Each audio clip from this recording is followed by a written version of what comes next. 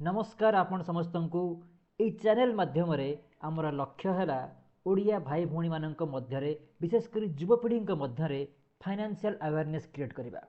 आमर प्रथम वीडियो रे आम जानवा को चेष्टा करवा इन्वेस्टमेंट बा निवेश करिवार अर्थ कौन, निवेश करवा कहीं जरूरी, रियल इंटरेस्ट रेट एवं इन्फ्लेशन बा मुद्रास्फीति कौन एवं शेयर मार्केट इन्वेस्टमेंट विषय में आम संक्षेप जानवा को चेष्टा करवा।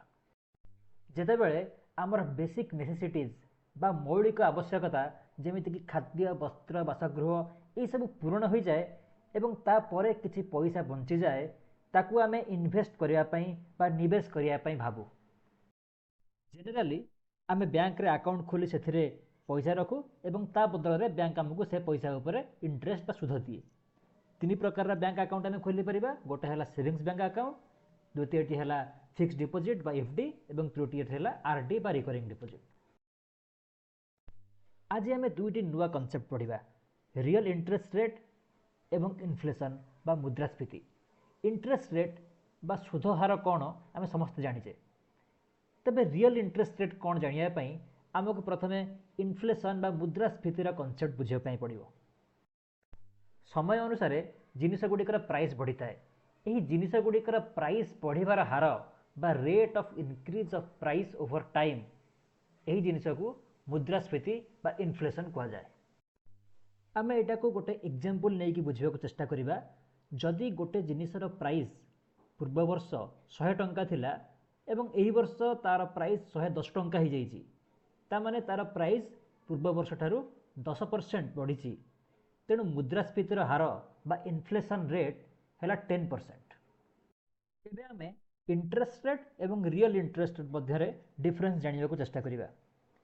जदि आपण बैंक रे आर वर्ष 100 टंका रखिथिले एवं इंटरेस्ट रेट बा सुध हार 7% थिला, ताहले गोटे वर्ष पर आपण को 107 टंका मिलिबो, तेणु गोटे वर्ष रे आपण को एक्स्ट्रा मिलिला 7 टंका। एबे आमे बुझिबा रियल इंटरेस्ट रेट। जदि आपण डिपोजिट करिसेंती 100 टंका एवं इंटरेस्ट रेट आपण को मिलुछि 7%, किंतु इन्फ्लेशन रेट बा प्राइस गुड़े 5% हार में बढ़ी, ताहले रियल इंटरेस्ट रेट है 7% माइनस 5% व्हिच इज 2%। यार अर्थ जदिव आपण को 7% इंटरेस्ट रेट मिलूची किंतु इन्फ्लेशन 5% हेतु आपणकर एक्चुअली लाभ होउची मात्र 2%। तेणु आपणकर इन्वेस्टमेंट बा निवेश लक्ष्य एटा हेबा दरकार जे जो हार रे जिनिस गुड़िकर दरदाम बा प्राइस बढ़ुची ताठारू जमिति आपणकर इन्वेस्टमेंट रिटर्न बेसी हम, ताहले जाइकी आपण एक्चुअली फायदा पाई परिबे। तेणु आपणकर इन्फ्लेशन रेट ठारू real rate of return of investment आपणकर investment real rate of return बेसी हेबा दरकार। जदि आम बैंक रे पैसा रखुचे सेविंग्स अकाउंट बा फिक्स डिपोजिट अकाउंट रे, ताहले हमको केते रिटर्न मिलुची। स्टेट बैंक ऑफ इंडिया रो आज डेट रे सेविंग्स अकाउंट रे रिटर्न है 2.7% वर्ष को। जदि आम रियल इंटरेस्ट देखा इन्फ्लेशन को 5% हिसाब को लेकिन, ताहले real return savings bank account रे -2.3% एवं फिक्स डिपोजिट अकाउंट रे मात्र 2.5%। नेक्स्ट आम जानवा को चेष्टा करिबा जे फिक्स डिपोजिट छाड़ी आउ कौन ऑप्शन अच्छे आम पाखे इन्वेस्टमेंट करिवार जो थी आमको रिटर्न बेसी मिल पारिबो। आमे आज जो इन्वेस्टमेंट ऑप्शन विषय कथा हेबा ताहा शेयर मार्केट इन्वेस्टमेंट।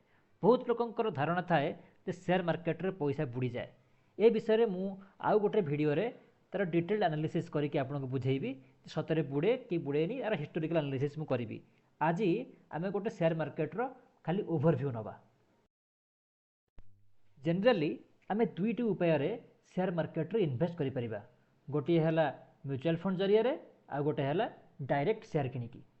जो माने नुआ इन्वेस्टर से माने प्रथमे म्यूचुअल फंड जरिया इन्वेस्ट करबा उचित एवं एक्सपीरियंस बढ़िला परे नॉलेज बढ़िला परे डायरेक्ट शेयर किनिबा उचित।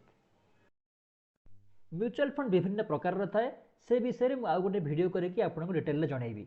किंतु एबे ओवरव्यू पई आपण एतिके जानि थांतु जे सबुठारु सेफ इन्वेस्टमेंट म्यूचुअल फंड रे हला इंडेक्स फंड इन्वेस्टमेंट। जेहेतु एटा सबुठारु सेफ इन्वेस्टमेंट से हिसाब रे यार रिटर्न मध्य अलगा म्यूचुअल फंड टाइप ठारू कंपैरेटिवली कम थाए।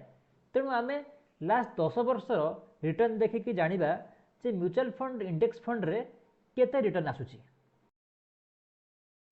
इटी मनी वेबसाइट रु आम यही डाटा नहीं UTI Nifty 50 index fund last 10 वर्ष में UTI Nifty 50 index fund return है 13.14%। तेणु सबुठ सेफेस्ट म्यूचुअल फंड रिटर्न 13%, जोटी कि फिक्स डिपोजिट रिटर्न आम देखीचे 7.5%।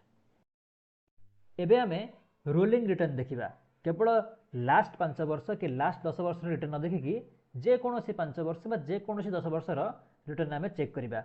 जदि आमे एठारे देखिबा जेकोसी 5 वर्ष return UTI Nifty 50 index fund around 14% रोची, आउ जेकोसी 10 वर्ष रिटर्न अराउंड 13.5% रोची। एबे आमे शेयर मार्केट इन्वेस्टमेंट गोटे ओवरव्यू पाई परिछे। भविष्य में आउ गोटे डिटेल्ड एनालिसिस करिकी मु आपनकु शेयर मार्केट विषय रे विस्तृत भाव में बुझाइया चेष्टा करी। धन्यवाद।